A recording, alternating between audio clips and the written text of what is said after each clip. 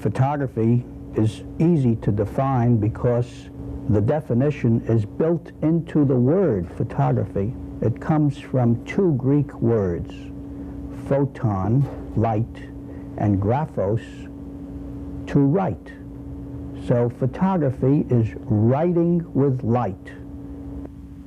Well, I think of myself as a documentary photographer and photojournalist. Now, the word documentary photographer is interesting because documentary is based on a Latin word, docere, meaning to teach. So that actually I think of myself as a person who is teaching people about the world in which we live by writing with light. I have never taken photographs to be works of art. I've never tried to produce art for art's sake. But many of my photographs have been considered works of art by others. Probably the most famous is this one of a farmer and his two sons in a dust storm. I said goodbye and headed for my car as they headed for their house.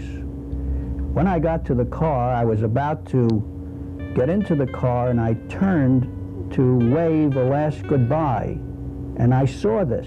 I had a camera around my neck and I had one frame of unexposed film in that camera. I raised the camera to my eye and made the photograph.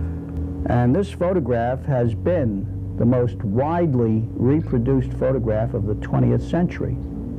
Here's another one. This is a bank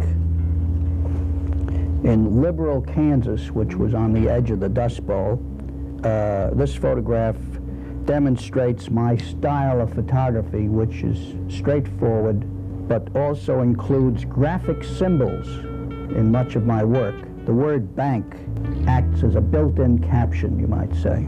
But what happens when a person studies photography is that that individual begins to see the world in a different way. A photographer doesn't look at things the same way. I'm talking about someone who is trained, whose eye has been sensitized. A photographer doesn't look at the world in the same way as ordinary people. The photographer is aware of the light that's falling on the subject. The photographer is aware of foreground and background.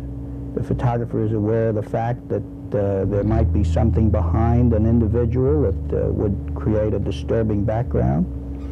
And photographers also develop a sort of peripheral vision. They see things at the sides, out of the corner of their eyes.